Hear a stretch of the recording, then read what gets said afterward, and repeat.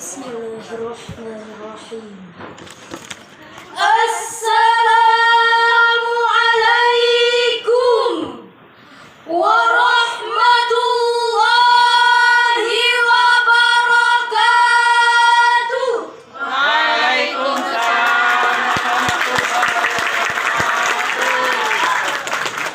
Bismillahirrahmanirrahim. Alhamdulillah, alhamdulillahi wa kafa, wassalatu wassalamu ala nabiyil mustafa, sayyidina wa maulana Muhammadin wa ala alihi wa sahbihi ahli sidqi wal wafa. Amma ba'd.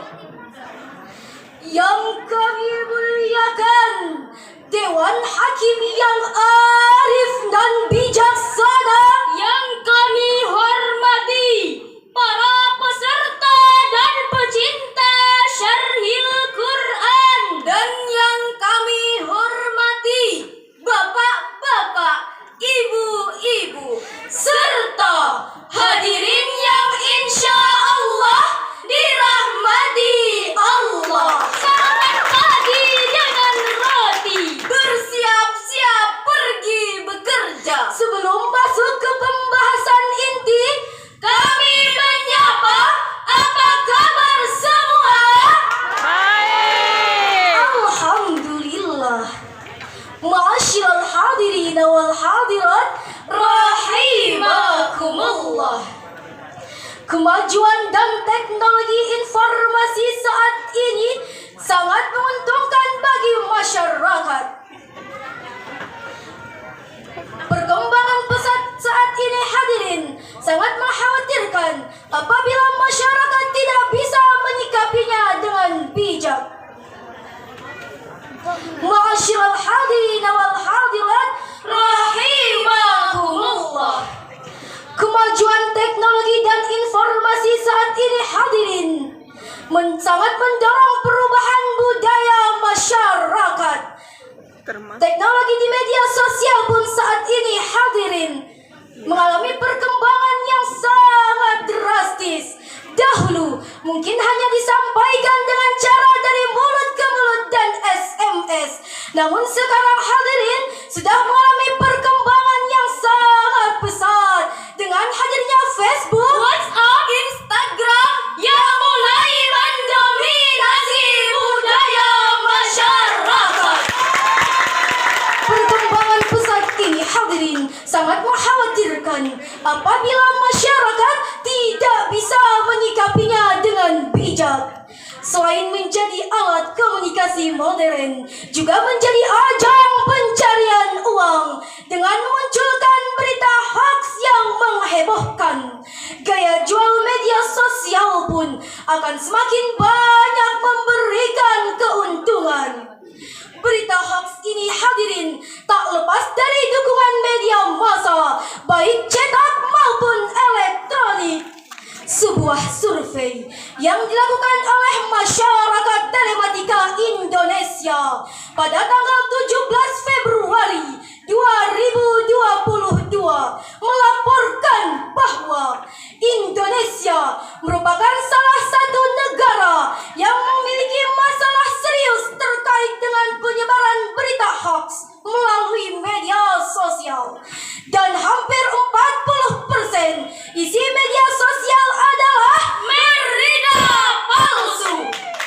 Walaupun demikian hadirin, Al-Quran tetap memiliki landasan yang kokoh untuk menyelesaikan permasalahan mengenai berita hoax, sekaligus membuktikan bahwa Al-Quran selalu relevan di setiap ruang dan waktu. di dalam Al-Quran. Berita hoax bukanlah hal yang dianggap sepele, karena berita hoax merupakan jembatan bagi orang-orang munafik untuk memecah belah umat Islam. Beranjak dari tekad inilah hadirin, tergugah hati kami untuk menyampaikan sebuah syarahan Quran dengan judul Konsep Al-Quran Menyikapi Hoax. Sebagai rujukan awal, mari sama-sama kita dengarkan firman Allah di dalam Al-Quran, surah Al-Ahzab ayat 60 sampai 61 sebagai berikut. A'udzu billahi minasy syaithanir rajim.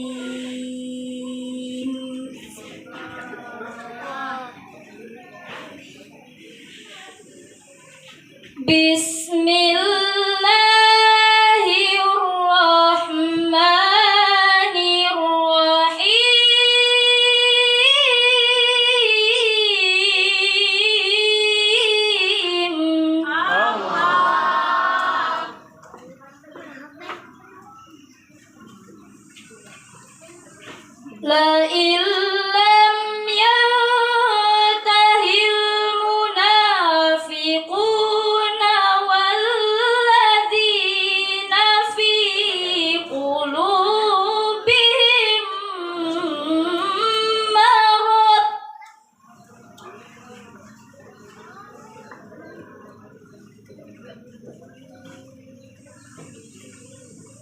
wal murjifuna fil madinati lanughriyannaka bihim thumma la yujawirunak. Allah.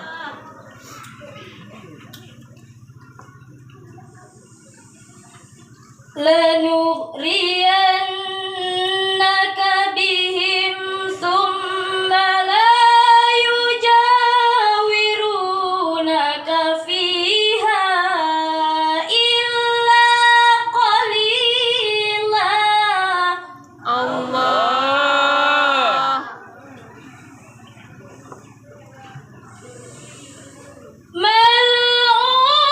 Mal'unina aynama thuqifu ukhidhu wa quttilu taqtila. Aku berlindung kepada Allah dari godaan syaitan yang terkutuk dengan menyebut asma Allah yang maha pengasih, maha penyayang. Sungguh, jika orang-orang munafik, orang-orang yang berpenyakit dalam hatinya, dan orang-orang yang menyebarkan berita bohong di Madinah tidak berhenti dari menyakitimu, niscaya kami perintahkan agar kamu memerangi mereka. Kemudian mereka tidak lagi menjadi tetanggamu di Madinah kecuali sebentar, dalam keadaan terlaknat di mana saja mereka dijumpai. Mereka akan ditangkap dan dibunuh tanpa ampun. Ayat tadi hadirin menjelaskan tentang orang-orang munafik yang ada di Madinah. Mereka memanfaatkan kabar bohong sebagai alat untuk mengelabui orang-orang mukmin melalui perkataan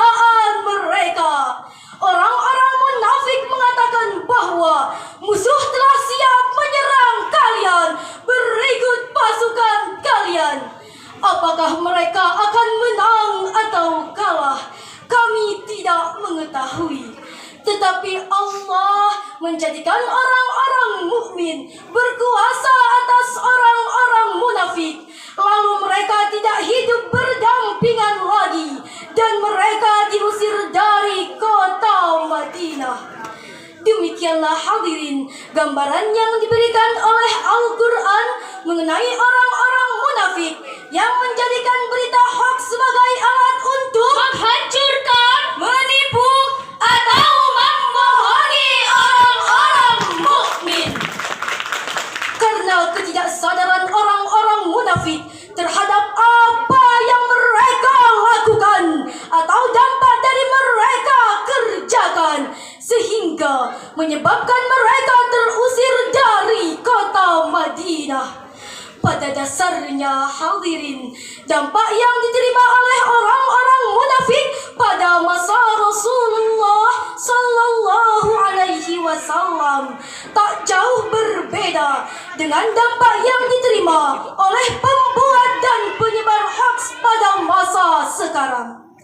Hadirin yang berbahagia, jika para jurnalis, para komunis dan para penulis sudah terjangkit wabah penyakit kebohongan ini, kami yakin Indonesia akan semakin hancur tatanan negaranya dibandingkan dengan virus yang selama ini kita takutkan.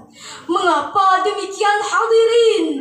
Jika virus hanya akan mematikan orang-orang yang lemah antibodinya, tetapi virus kebohongan ini akan menyerang dan mematikan siapa saja, tak pandang seorang pengusaha, tak pandang seorang ulama, tak pandang seorang penguasa.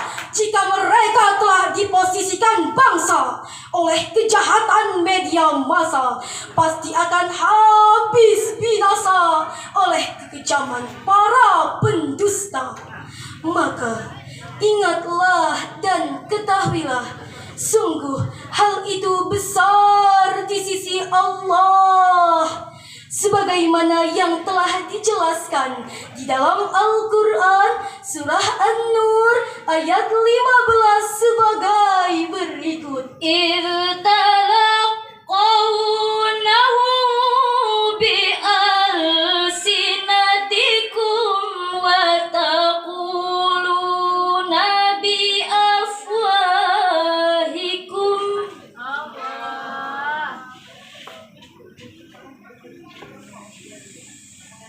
Ma laysa lakum bihi ilmu wa tahsabunahu hayyina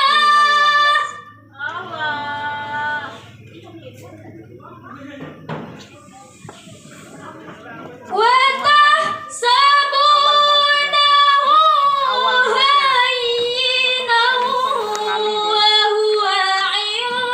indallahi azim. Tapi dia ketok dak kesana.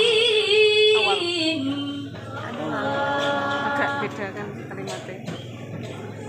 Terus diulang karo. Wa tahsabunahu hayyinan wa huwa indallahi azim.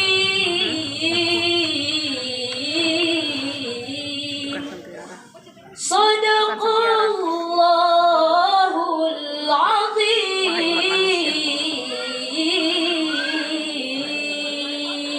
Ingatlah ketika kamu menerima berita bohong itu dari mulut ke mulut, dan kamu katakan dengan mulutmu apa yang tidak kamu ketahui sedikit pun, dan kamu menganggapnya remeh, padahal dalam pandangan Allah itu soal besar. Maha benar Allah dengan segala firman-Nya. Ma'asyiral hadirin wal hadirat rahimakumullah. Seharusnya hati-hati yang mendengarnya dan membicarakannya merasa bersalah. Orang-orang yang menganggap berita bohong itu adalah hal yang ringan, lalu mereka ikut menyebarkannya tanpa mencari kebenarannya terlebih dahulu. Sungguh, ia akan mendapatkan dosa yang sangat besar, karena ini besar di sisi Allah. Sebagaimana yang telah dijelaskan pada sebuah hadis dalam kitab As-Sahihain sebagai berikut. Innal abda la yatakallamu bil kalimati mir ridwanillah la yulqi laha bal yarfa'uhu Allahu biha darajat wa innal abda la yatakallamu bil kalimati min sakhatillah la yulqi laha bal yahwi biha fi jahannam. Sesungguhnya seorang hamba mengucapkan satu kata yang Allah ridhoi dalam keadaan tidak terfikir oleh benaknya, tidak terbayang akibatnya, dan tidak menyangka kata tersebut berakibat sesuatu. Ternyata dengan kata tersebut Allah mengangkatnya beberapa derajat.